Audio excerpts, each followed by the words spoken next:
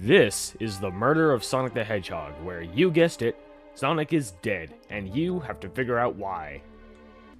The player, who we'll call Bob, is sent off to find out which of our favorite furries killed Sonic and why.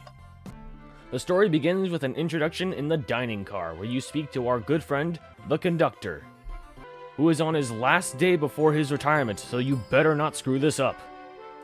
And then the guests arrive. That's right, it's Sonic and Friends, because Amy is here having a murder mystery birthday party. So one by one you collect everybody's tickets, and then they all separate into their own quadrants. The murder mystery begins with a jostling start, as the train takes off with an unnatural speed. In the commotion, Tails, Amy, and Bob get stuck in the car's dining closet. And in order to escape, you must search for clues, interrogate Amy, and then do a minigame.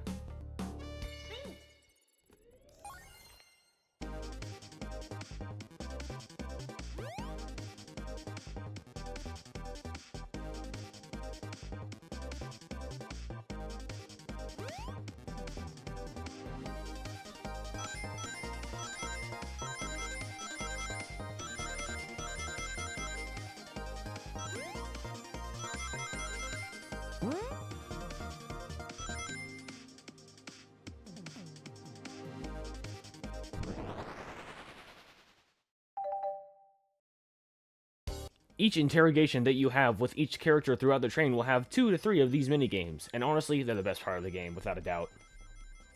And so, we make it out of the closet and lay our eyes upon a horrifying sight.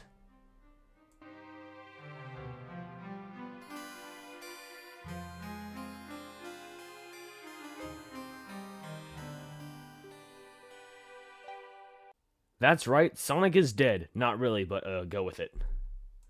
And now it's time to go and find out why.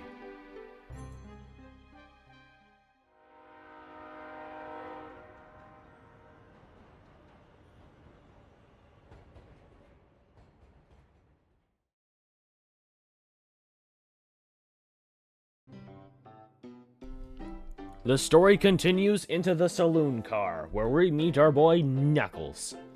After he fails to stay in character, we go around searching for clues, some of them more obvious than others. After a little bit of searching, the interrogation begins. So you play another minigame, and learned that Knuckles was playing a game with Vector and lost by a single point. That is genuinely hysterical. Oh, and we learned that Shadow and Rouge stopped by nearby as well, but we'll get to them later.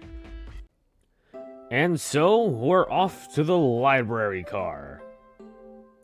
This is where we get to see Vector and Espio. Apparently, Charmy was just left home. Nothing too interesting happens in this car just yet, so we'll skip over this for a bit.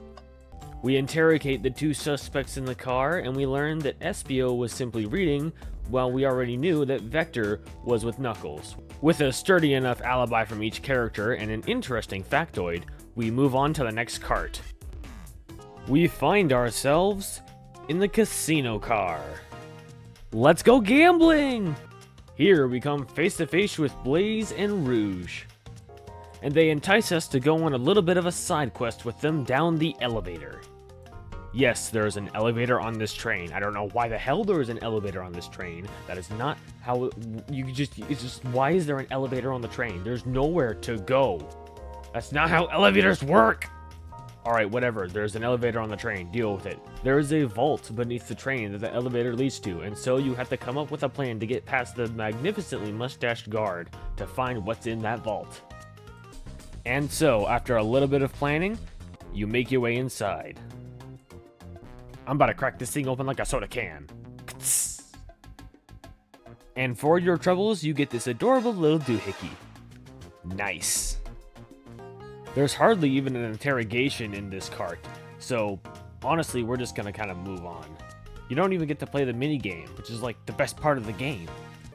And so we're off into the lounge car. It's here we find Amy interrogating Shadow. Apparently, she thinks it was Shadow that murdered Sonic, so we have to search through the cart to find any clues to see if she's right. We do end up finding a secret passage in the closet, but I'm not going to tell you where it leads. That's interesting. Anyways, after searching for a couple more clues, the interrogation begins. So we hop through another minigame, and we find out that Shadow is just trying to buy tickets for Amy's favorite band. That's nice. At last, it's time to go to the final car.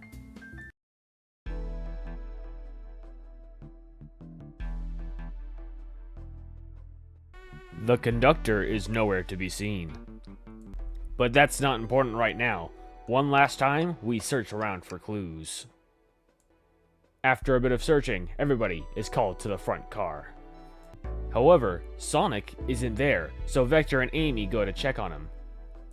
But they come back with a horrifying discovery.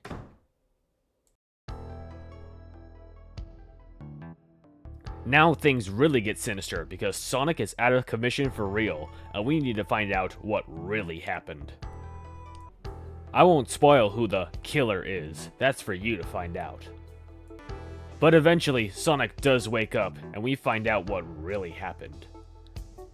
The train is an Eggman robot, and now we're all its prisoners on the way to an Eggman base. Now discovered, the train begins to shake once again, and we're all separated into separate carts. With nothing left to hide, Sonic and Bob must make their way back from the dining cart all the way to the conductor's car to save all of their friends. One by one, each of Sonic's friends are saved on their way to the final car. And at last, the final games begin. The boss is this really interesting, The boss is just the minigame you've been playing for the interrogations up until now, but it's still really fun and genuinely one of my favorite boss fights in the entire series, and I've played a lot of Sonic games. I'd say it's got a really decent amount of difficulty to it, and it really ramps up in the later half. You literally fight the train.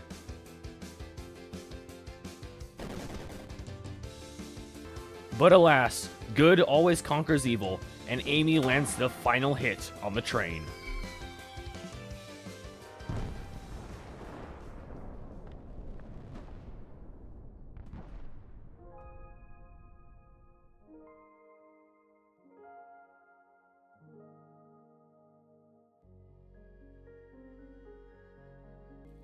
As everybody else moves on, the conductor says one last goodbye to the train he worked with for 30+ years.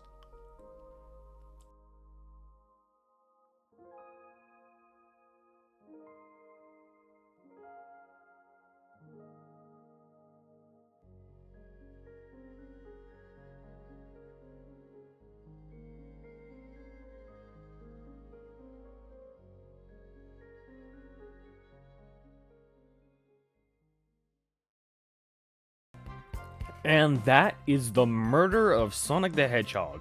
Genuinely, a banger of the story with equally banger amounts of music. Some of these tracks go hard. And so, Amy has a happy birthday and everybody goes their separate ways. Even Bob gets a happy ending. Good for him. Oh, by the way, this has nothing to do specifically with the murder of Sonic the Hedgehog, but I just think Iron Mouse should be the voice of Amy in the 4th Sonic movie. I wanted to put that out there so I could put hashtag Iron Mouse in the video.